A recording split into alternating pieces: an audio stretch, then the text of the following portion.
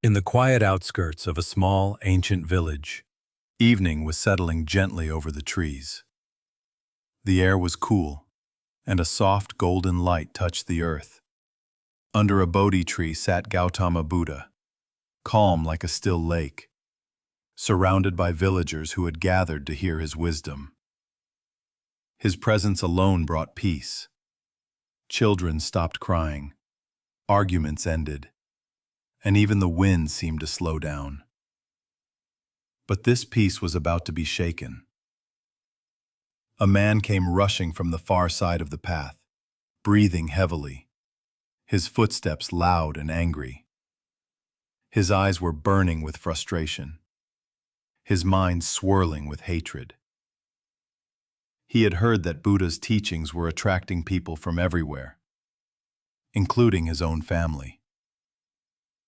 Jealousy, fear, and misunderstanding filled his heart. The closer he walked, the heavier the air became, and people stepped aside as he pushed through the crowd. Before anyone could react, the man stood in front of Buddha, so close that the tension in the air felt sharp. Without a single word, the man spat directly on Buddha's face. The crowd gasped. Some women covered their mouths, some men clenched their fists, a few shouted in anger. They expected Buddha to be furious, to punish the man, to show power. But something unexpected happened. Buddha did nothing. He did not flinch. He did not wipe his face. He did not even blink. Instead, he looked at the man with gentle eyes, eyes that held no anger, no judgment, only understanding. Then Buddha smiled softly, as if he saw the man's pain rather than his action. The man stood frozen. He had expected shouting, maybe violence, but this silence, this compassion, this stillness, it was something he could not understand. His anger hit a wall that did not resist, and that confused him more than anything. Without saying a word, he turned and walked away. But peace did not return to him. That night he could not sleep. Every time he closed his eyes, he saw Buddha's calm face, the spit, the silence, the smile. Why didn't he react? Why didn't he shout? Why didn't he punish me? He tossed and turned. His anger had now become guilt, and guilt was even more painful. His heart felt heavier with each passing hour. The whole night became a storm inside him.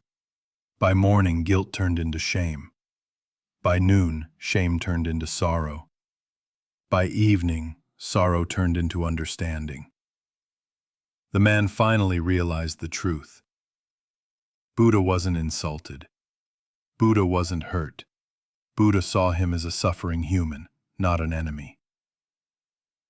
The next day, with trembling hands and a heavy heart, the man walked back to the place where Buddha usually sat. But today he walked differently, slowly, quietly, almost afraid to lift his eyes. The crowd recognized him instantly. Whispers filled the air. That's the man who insulted Buddha yesterday. Buddha was sitting in the same peaceful posture as before.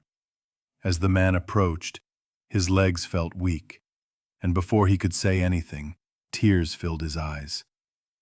He dropped to Buddha's feet. "Forgive me," he whispered, his voice cracking. "I was blinded by anger. I didn't know what I was doing. Punish me if you want, but forgive me."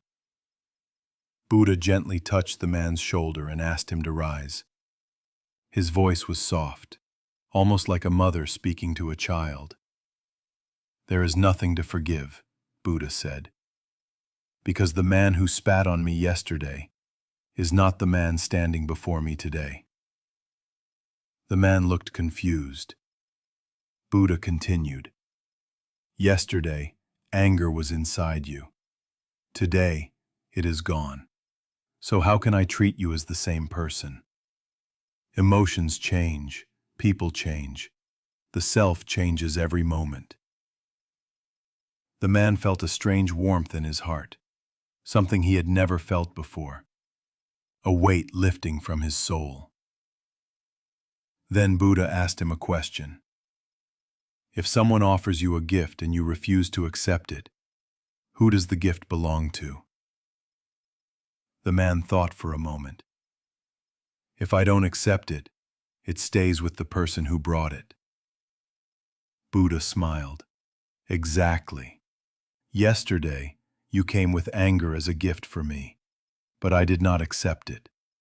So tell me, who carried that anger the whole night? The man's eyes widened. He realized the truth. He had hurt Buddha physically, but he had hurt himself emotionally far more. Buddha's peace had reflected his own anger back to him.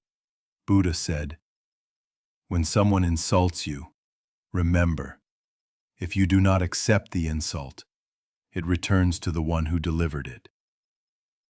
Anger is a poison you drink hoping it will hurt others, but it only destroys the one who holds it." The man burst into tears, not of shame now, but of freedom. And in that moment, something inside him transformed. The villagers watched silently. They saw how Buddha turned an enemy into a follower, a violent man into a peaceful one. Not with force, not with power, but with compassion. From that day forward, the story spread across villages, across kingdoms, across generations. And the world learned a timeless lesson. Anger belongs to the one who carries it. Hate returns to the one who spreads it. And peace belongs to the one who chooses it. For the man came with rage, but left with a heart full of peace. And Buddha showed the world that a calm mind is stronger than 1,000 angry men.